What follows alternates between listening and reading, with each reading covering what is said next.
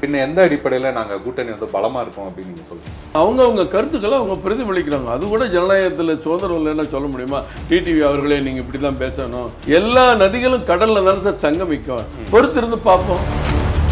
முன்னாள் தலைவர் அவர் அண்ணாமலை அவர்களுக்கும் நயனா நாயந்தன் அவர்களுக்கும் ஒரு பனிப்போர் இருக்கு அப்படின்னும் ராமலட்சுமணன் மாதிரி இருக்கணும் அப்படிங்கிறது அவங்களுடைய விருப்பம். கேசி பழனிசாமி போன்றவர்கள் பேசிக்கிட்டே இருப்பாங்க. ஏன்னா அவருக்கு ஒரு வேலை இல்லை. 50% வரி விதிப்பு அப்படின்றத ட்ரம்ப் வந்து விதிக்கிறாரு. அமெரிக்காவுக்கு நம்ம இவ்வளவு ஏற்றுமதி பண்றோமா? இது வரைக்கும் அந்த கற்பனைலாம் காங்கிரஸ் கட்சி காலத்துல உங்களுக்குலாம் இருக்காது. இல்ல, மத்திய அரசு எடுத்திருக்கிற தவறான முடிவுகள்னால தான் இந்த மாதிரியான விஷயங்கள் நீங்க சொன்ன மாதிரி. தவறான முடிவா? ஏன் சார்? இந்தியாவில் இருக்கிற பிராமணர்களுக்கு தான் அது வந்து பயன்படுது. மிகப்பெரிய தப்பு சார். நாட்டினுடைய வளர்ச்சிக்கு எதிராக இருக்கக்கூடிய சக்திகள் சார் இவங்க. சார் முதல்வரும் சொல்றாரு, குஜராத்தில் இருக்கிற சில முதலாளிகளுக்காக தான் அது பண்ணப்படுது. அந்த ஒரு முதலாளி நாசமா போனா 21 லட்சம் குடும்பமும் வேற தொழில் தான் தேடணும். அதை விட்டு நீ பேரணி போய் ஊருக்கு கூட்டம் நடத்தி ஊருக்கு ஆர்ப்பாட்டம் பண்ணி நாக்கு வலிக்கவா?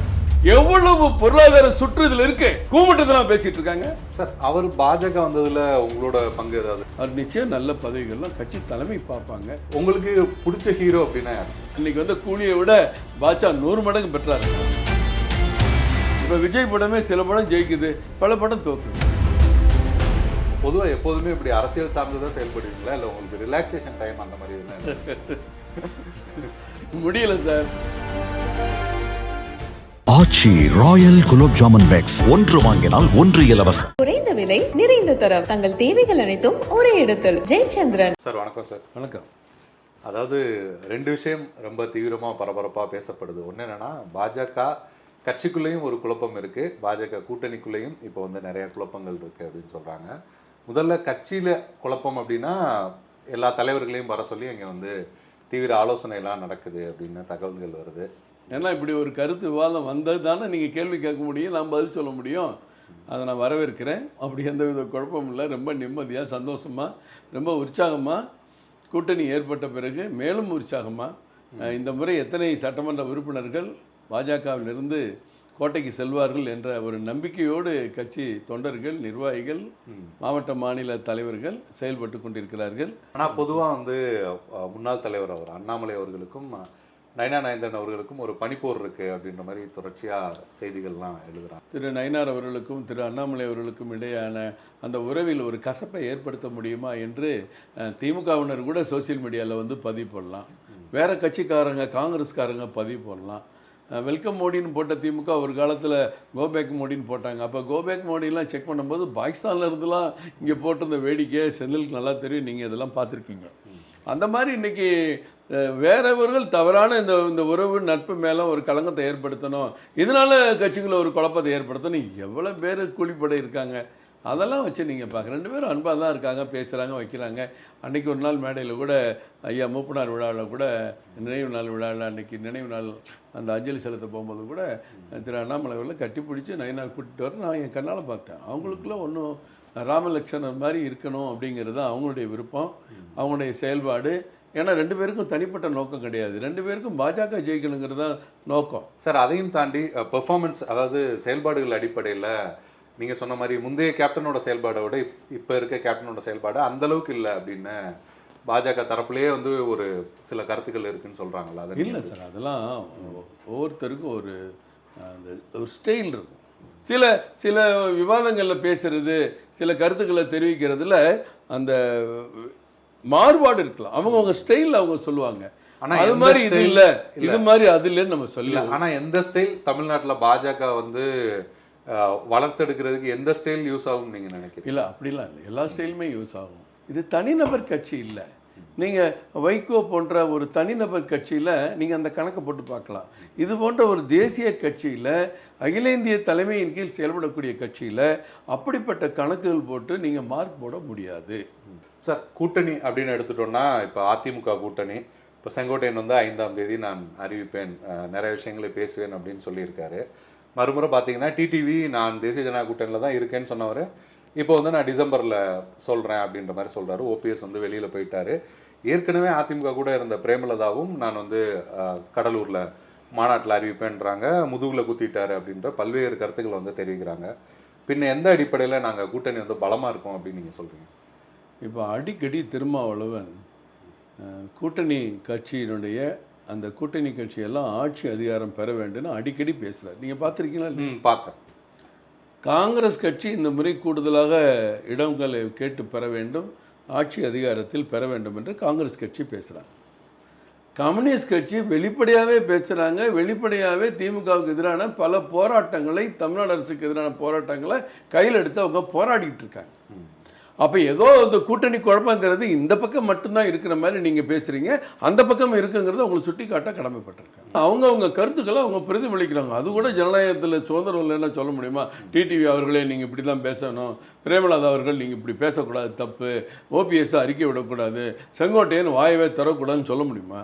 இது ஜனநாயக நாடு சார். அவங்க கட்சிக்கு, அவங்க சார்ந்த நிர்வாகிகளுக்கு, தொண்டர்களுக்கு, அவங்க எடுத்திருக்க அரசியல் பணிகளில், அரசியல் நோக்கத்தில் எப்படி வெற்றி பெற வேணும், எப்படி கோல் போட வேணும்னு அவங்களுக்குன்னு ஒரு சிந்தனை இருக்கலாம். அந்த சிந்தனையில் பேசுகிறாங்க. எல்லா நதிகளும் கடலில் தானே சார் சங்கமிக்கும். பொறுத்திருந்து பார்ப்போம். நம்ம வெளிப்படையாகவே தெரியுது. திரும்ப நீங்கள் சொன்ன மாதிரி விமர்சித்தாலும் எங்களுக்கு குறைவான இடங்கள் அப்படி வந்தால் கூட எங்கள் நோக்கம் வந்து சீட்டு இல்லை, நாங்கள் இந்த கூட்டணியை விட்டு போக மாட்டோம் அப்படின்னு தான் சொல்கிறாரு. சண்முகமும் கடுமையாக விமர்சனம் பண்ணாலுமே நாங்கள் இந்த கூட்டணியிலேருந்து அவங்க அந்த 2019 இப்போ வரைக்கும் ரொம்ப ஒரு இன்டாக்டாக தானே சார் இருக்காங்க. இன்னும் தேர்தலுக்கு 7-8 மாதம் இருக்குங்கிறதுனால அவங்க கருத்துக்கள், விவாதங்கள் இதெல்லாம் அரசியல் களத்தில் நடக்கிறது ரொம்ப சகஜம். நீங்கள் தொடர்ந்து அரசியல் களத்தை பார்த்துட்டு இருக்கீங்க, எல்லா தேர்தலையும் பார்த்துட்ருக்கீங்க. சரி, இந்த பக்கம் 2021, 19, 24 இந்த 3 தேர்தலையும் வெற்றி பெற்ற ஒரு கூட்டணி. அதனால் அந்த கூட்டணி வந்து பிரியாமல் இருக்கிற மாதிரி உங்கள் கண்ணுக்கு தெரியுது. திருப்பி அந்த வெற்றியை நிலைநிறுத்த முடியுமான்னு அவங்க கஷ்டப்பட்டுட்டு இருக்காங்க. ஆனால் அதுக்குள்ளே ஒரு பெரிய பிளவு தான். இவ்வளவு கேள்விகள் இதுக்கு முன்னாடி எழுப்புனதே கிடையாது. திமுக ஆட்சியை பார்த்து, திமுக தலைமையை பார்த்து.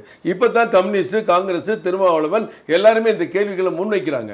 தேர்தலுக்கு கொஞ்ச நாள் இருந்தால் கூட 3 தேர்தலில் ஜெயிச்சதுனால தான் ஒரு பிணைப்பு அங்கே ஜெல் ஒட்டிட்டு இருக்கு. அந்த 3 தேர்தல் இவங்களும் தோல்வி அடைஞ்சிருந்தாங்கன்னா அது எப்போயோ பிரிஞ்சு போயிருக்கோம். அதனால் எப்போ வேணாலும் எங்கே வேணாலும் நடக்கலாம். இங்கே தனித்தனியான கருத்துக்கள் தெரிவித்தவர்கள் ஒன்றாக மாறலாம். எல்லாமே அரசியலில் சகஜம்தான். அதிமுக, பாஜக அந்த கூட்டணியிலே வந்து கூட்டணி ஆட்சி குறித்த மாறுபட்ட கருத்துக்கள் இருக்கு. சமீபத்தில் கூட திருநெல்வேலி வந்தப்ப அண்ணாமலை வந்து சொல்லியிருந்தாரு, இபிஎஸ்ஐ முதல்வராக்குவோம்னு. அந்த பேச்சு கூட அந்த கூட்டணி ஆட்சி பற்றி எதுவும் கேள்விகள் வந்துடக்கூடாது அப்படின்னு, அதை வந்து திசை திருப்புறதுக்கான பேச்சு தான் அப்படின்னு திரு கேசி பழனிசாமி போன்றவர்கள் வந்து சொல்கிறாங்க. அதாவது கூட்டணி ஆட்சி அப்படின்ற கேள்வி வந்துடக்கூடாதுன்றதுனால தான் அண்ணாமலை வந்து இப்படி இபிஎஸ்ஐ முதல்வராக்குவோம்னு சொல்கிறாரு அப்படின்னு சொல்லுவாங்க, சொல்லிகிட்டே இருப்பாங்க. கேசி பழனிசாமி போன்றவர்கள் பேசிக்கிட்டே இருப்பாங்க. ஏன்னா அவருக்கு ஒரு வேலை இல்லை. ஏதாவது நிருபர்கள் தொலைக்காட்சி பேட்டியில் பேசிக்கிட்டே இருக்கார். அவர் யாருக்காக பேசுகிறாரு, எதுக்காக பேசுகிறாரு, ஏன் பேசுகிறாருன்னு யாருக்கும் புரியாது.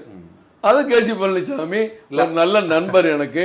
அவர் பேசுறத நானும் சில நேரம் கேட்கிறேன். அவ்வளவுதான். அவருடைய பேச்சுக்கள் எங்கேயாவது கட்சி தொண்டர்கள்ட்ட, நிர்வாகிகள்ட்ட ஒரு தாக்கத்தை உண்டு பண்ணியிருக்கா? நீங்க சொல்லுங்க.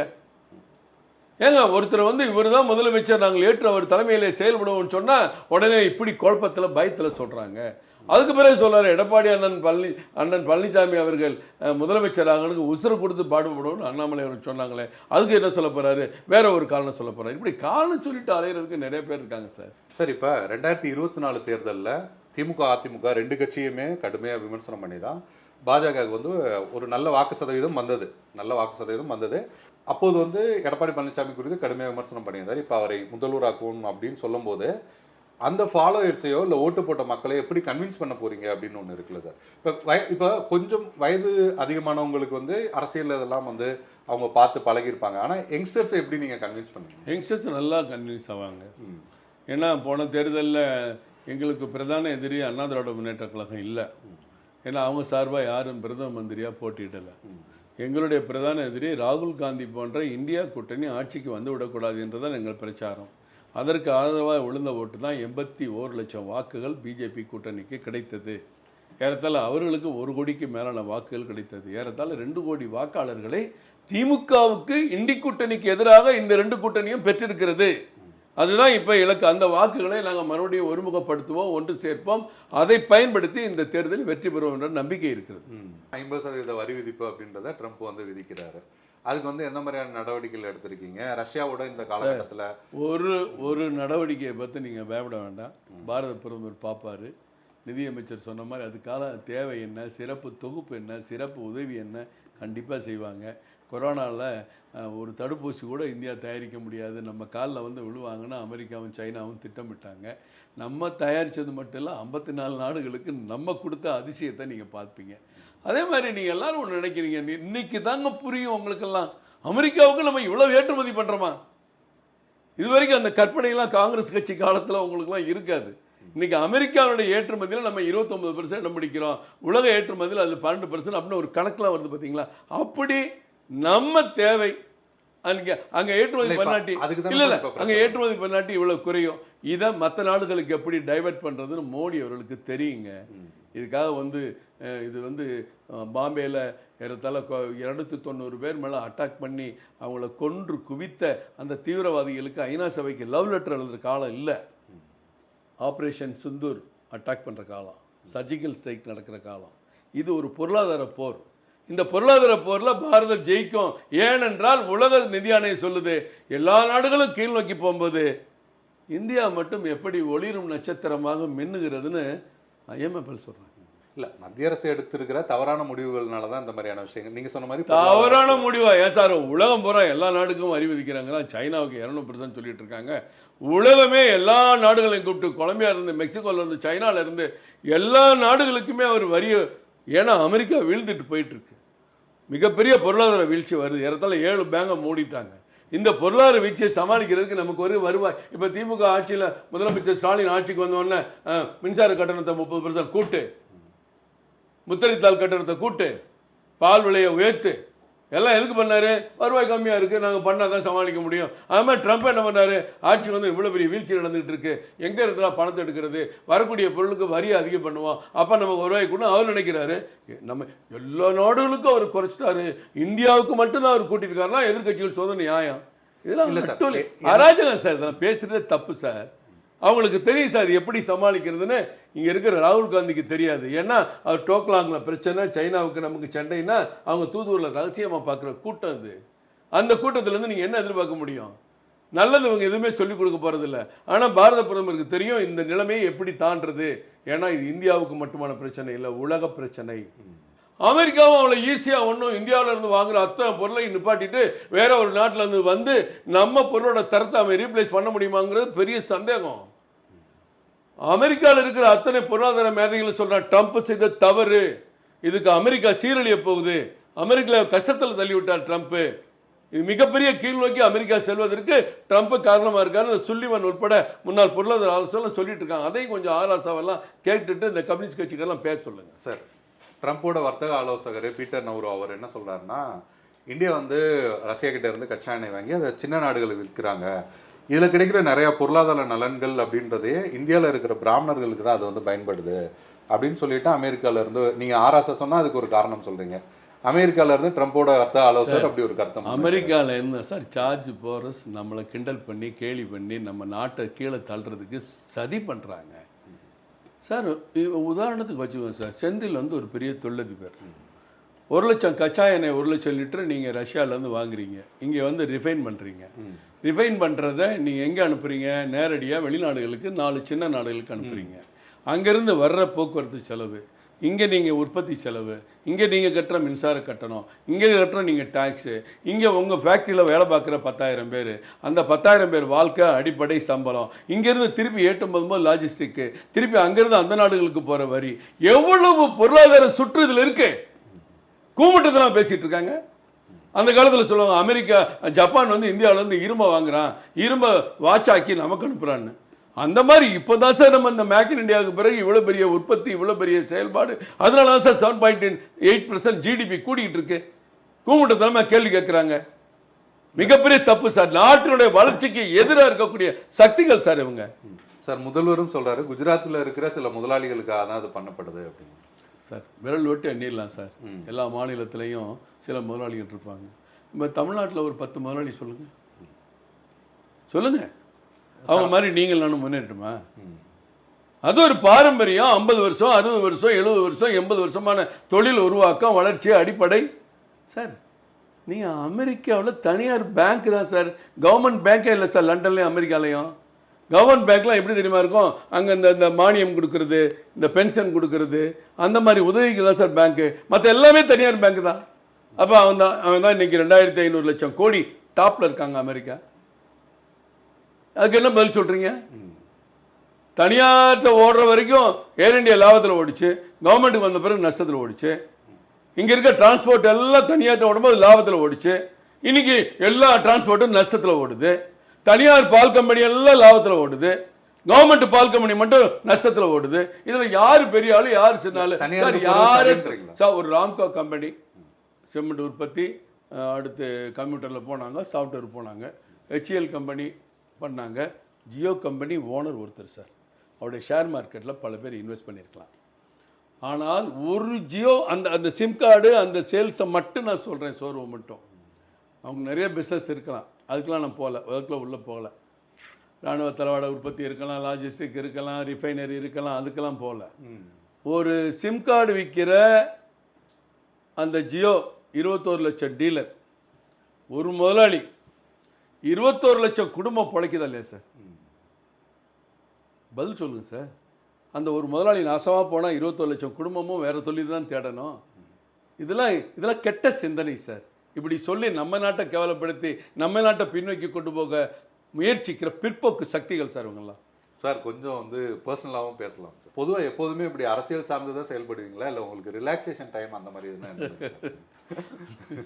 முடியல சார், கொஞ்சம் அதிகமான எப்போவுமே நான் வேலையில் அதிகமாக என்னை ஈடுபடுத்தி கொள்ளுவேன். இல்லை பொதுவாக இப்போ ஒரு திரைப்படம் பார்க்கறது, ஃப்ரெண்ட்ஸோட வெளியில் போகிறது, அந்த மாதிரி பழக்கம்லாம் வாய்ப்பு இல்லை. திரைப்படம் வந்து நைட்டில் இரவில் போய் 11 மணி 12 மணிக்கு ஓடிடியில் வந்த பிறகு அந்த படத்தை பார்த்து தூக்கம் வராட்டி முழுமையாக பார்த்துருவேன். தூக்கம் வந்தால் 2 தடவை 3 தடவை அது ஸ்பில் பண்ணி பார்ப்பேன். குடும்பத்தோட படங்களுக்கு போய் பல மாதம் என்னைக்காவது ரேராக ஒரு பெரிய படத்துக்கு போகலான்னா அன்றைக்கின்னு ஏதாவது வேலை வந்துடும். இப்போ கூட என் சன் ஒரு திரைப்படம் ரெடி பண்ணிகிட்டு இருக்காரு. அடுத்த மாதத்தில் படம் தயாராகி வர்றதுக்கு இருக்குது. அதுக்கு பேர் அரிக்கொம்பன் பேர்.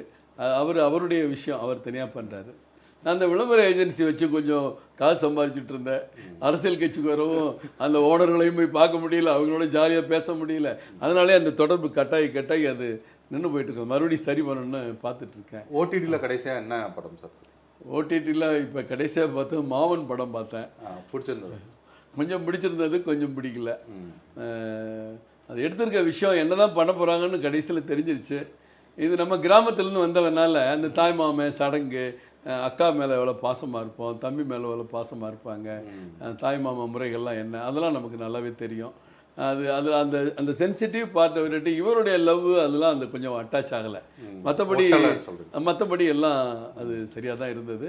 உங்களுக்கு பிடிச்ச ஹீரோ அப்படின்னா யார் சார்? எனக்கு பிடிச்ச ஹீரோ 2 பேர். ஏன்னா நம்ம ஏஜ் குரூப்புக்கு சொல்லணும், ரஜினி கமலும் 2 பேருமே பிடிக்கும். ஏன்னா 2 பேரும் அவங்கவுங்க லைனில் எப்படி எம்ஜிஆர் சிவாஜி, எம்ஜிஆரையும் சினிமா தவிர்க்க முடியாது, சிவாஜி அவர்களையும் தவிர்க்க முடியாது. கமல் மாதிரி பல உணர்ச்சிகரமான கதைகளில் அதுக்கு உயிர் கொடுத்துருக்கேன். அவரை வந்து ரொம்ப வேடிக்கையான டான்ஸராகவும் பார்க்கலாம், நகைச்சுவை கலந்து படத்தில் உங்களுக்கு பிடிச்ச படம் சீரியஸாக எத்தனை படம் 1 2 நிறைய. அதே மாதிரி ரஜினியோட படம் ஒரு குணச்சித்திர நடிப்பை யதார்த்தமாக அவர் மாதிரி ஒரு ஸ்பீடாக, ஒரு சோகமான வசனத்தை கூட ஸ்பீடாக பேசுனா அவர் பேசினா தான் எடுக்கும்.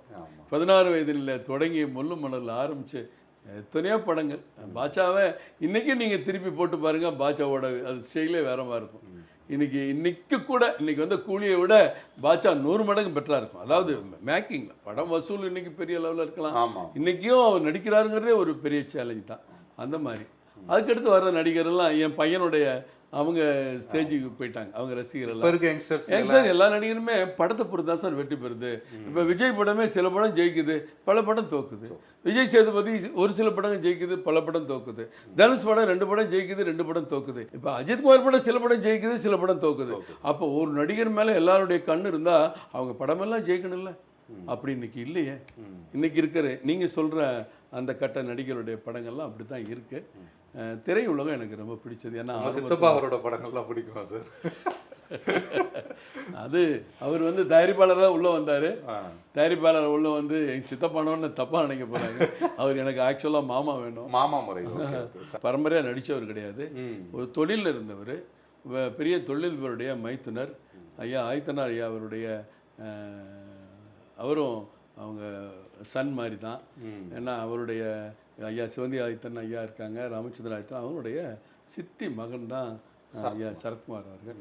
அவர் தயாரிப்பாளரை போய் நடிகராக வந்து அவருக்கு எவ்வளோ பெரிய வெற்றி படங்கள்லாம் இன்றைக்கி நாட்டாமைனா இன்றைக்கும் அந்த படத்தோட அந்த கம்பீரம் பேச்சு, சூரிய வம்சம், ஒரு யதார்த்தமான ஐயா படத்தில் சாதாரண ஒரு விபூதியை பூச்சிட்டு அரக்கட் சாட்டையை போட்டுட்டு எவ்வளோ பெரிய வெற்றி, பயங்கரமான. ஆமாம், அதெல்லாம் ஒரு யதார்த்தமான படம். எல்லாருக்கும் பின்னாடி பெரிய வெற்றி படங்கள் இருக்கு. சார் அவர் பாஜக வந்ததில் உங்களோட பங்கு ஏதாவது இருக்கா சார்? திரு சரத்குமார் அவர் வரணும்னு ஆசைப்பட்டேன், அதுதான் என்னுடைய பங்கு. அவர் வந்துட்டார். என்ன சார் சொன்னீங்க? அதாவது வந்ததுக்கப்புறம் ஏதாவது அதை பற்றி பேச? இல்லை, வந்தது பிறகு அது அவருடைய முடிவு. திரு அண்ணாமலை அவர்கள்ட்ட சொன்னார்ல, அவர் நைட்டு இரவு 2 மணிக்கு யோசித்தோம், கட்சிக்கு ஆதரவு தெரிவிக்கிறத விட கட்சியோட இணைந்துடலான்னு முடிவு பண்ணேன்னு ஒரு யதார்த்தமாக ஒரு சாதாரண சராசரி மனிதன் அதே நிறைய மனசில் இருக்கிறத சொன்ன மாதிரி அவர் சொன்னார். பார்த்தீங்களா, பல பேர் அப்படி சொல்ல மாட்டாங்க, அப்படியே பூசி மெழுகி பேசுவாங்க. அவர் பக்காவாக சொன்னார். இன்றைக்கு கட்சியில் இணைந்திருக்க அவர் பெரிய மரியாதை இருக்கிறது. அவர் நிச்சயம் நல்ல பதவிகள்லாம் கட்சி தலைமை பார்ப்பாங்க. அவருக்கு இருக்கிற மரியாதை, அந்தஸ்து, மக்களிடம் இருக்க செல்வாக்கு எல்லாருக்கும் தெரியும், மாநில தலைவர் அவர்களுக்கும் தெரியும். அவர் வந்த நேரம் நல்ல நேரம். சார் 26 தேர்தலில் பாஜக எத்தனை இடங்கள் போட்டியிடும் எதிர்பார்க்கலாம்? அதிகமான இடங்களில் போட்டியிட வேண்டும் என்பதால் எத்தனை சார்? எவ்வளவு வேணாலும் இருக்கலாம். கடந்த முறை 20 நின்னீங்க. கூட்டணி கட்சி தலைவர்களுடைய பெருந்தன்மை அதிகமாக இருக்கணும். பாஜக வளர்ந்து வருகிற இயக்கம், வளர்கிற இந்தியாவை போல 2047 வல்லரசாக மாறும் இந்தியா என்பதை நோக்கி நம்ம போயிட்டுருக்கோம். அந்த மாதிரி தமிழ்நாட்டில் வளர்கிற கட்சி. கால் ஒன்ற முடியுமா, வேர் ஒன்ற முடியுமான்னு கேட்டவங்கெல்லாம் இன்றைக்கு ஆட்சிக்கு வந்துவிடக்கூடாது என்று பேசக்கூடிய அளவுக்கு இன்றைக்கு வளர்ந்துருக்கோம். நேற்று கூட திருமாவளவன் பேசியிருக்கிறாரு, பீகாரில் எப்படி வாக்கு திருட்டு நடைபெற்றிருக்கிறதோ, வாக்கு திருட்டுன்னு குருட்டுத்தனமாக பேசிட்டு இருக்காங்க. ஆனால் அவங்க ஸ்லைட்லாம் போட்டு 2 மாசமா இல்லை, 2 மாசமா டைம் கொடுக்குறாங்க. உங்கள் பேரை எடுத்தாச்சு, லிஸ்ட்டு ஓட்டியாச்சு, நீங்கள் என்ன பண்ணணும்? உங்கள் பேரை போய் சேர்க்கணும். சரி, சாதாரண செந்திலுக்கு டைம் இல்லை, உங்கள் தெருவில் எங்கள் BL2 இருக்கார், அவர் இதை பார்த்துட்டு போய் உங்களை சேர்க்கணும். அதை விட்டு நீ பேரணி போய் ஊருக்கு கூட்டம் நடத்தி ஊருக்கு ஆர்ப்பாட்டம் பண்ணி நாக்கு வலிக்கவா? தேஜஸ்வி யாதவுக்கே 2 ஓட்டு இருக்கிறத வெளிப்படையாக வெளியிட்டாங்க, அதுக்கு ஒரு பதிலே சொல்லலை. இந்த மாதிரி எல்லாம் தில்லுமுள்ளு பண்ணுறவங்க தான் சார் தில்லுமுள்ளான எண்ணம் வரும். ஓப்பன் ரெக்கார்டு, உனக்கு ஓட்டு இருக்கா இல்லையா, வாக்காளர் பட்டியலில் இருக்குது. பொதுமக்கள் அதில் கொஞ்சம் சிந்திக்கணும். ரேஷன் கார்டு இல்லைன்னா கஷ்டப்படுறீங்க வாங்குறதுக்கு, ஆதார் அட்டை இல்லைன்னா கஷ்டப்படுறதுக்கு வாங்குறீங்க, பேங்க்கில் லோன் கிடைக்கலாம் கஷ்டப்பட்டு வாங்குறீங்க. ஆனால் உங்கள் வாக்காளர் பட்டியலில் உங்கள் பேர் இருக்கா இல்லைன்னு நம்ம பார்க்குறதுல இல்லை சார் கஷ்டம். நீங்கள் பாருன்னா நீங்கள் பார்க்க முடியலையா, கட்சியோட ஏஜென்ட் பாருங்கிறோம், அவங்க பார்க்க முடியலையா, பூத் லெவல் ஆஃபீஸர்னு கவர்மெண்ட்டு 68,000 பேரை போட்டு வச்சுருக்காங்க தமிழ்நாட்டில், அவங்கள பாருங்கன்னு சொல்கிறோம். இதுக்காக திருத்த வாக்காளர் பட்டியல் முகாம் பல இடத்துல பல மாதங்கள் நடத்திக்கிட்டே இருக்காங்க. அதில் எதுலேயுமே நம்ம கவனம் செலுத்தாமல் கடைசியில் ஒட்டு மொத்தமாக இப்படி நான் இந்த யாத்திரை போகிறேன்னு ராகுல் காந்தி போகிற மாதிரி போகிறதுக்கு சிலர் பயன்படுத்துகிறாங்க சார். பீகாரில் தோல்வி உறுதி, அந்த தோல்வியை மாற்றுறதுக்கு இப்போ இருந்தே ஆரம்பிக்கலாம். பாருங்கள், நாங்கள் அந்த 50 லட்சம் ஓட்டு தான் ஜெயிச்சிருப்போம், அது இல்லாதனால தோத்துட்டோம்னு சொல்கிறதுக்கு இன்றைக்கே தயாராகிறாங்க. நன்றி. தெறிக்க விடும் காரம் நிறம் சுவையை தருகிறது. ஆச்சி மிளகாய் தூள் தெறிக்க விடும் காரம் நிறம் சுவை. குறைந்த விலை நிறைந்த தரம், தங்கள் தேவைகள் அனைத்தும் ஒரே இடத்தில். ஜெயச்சந்திரன்.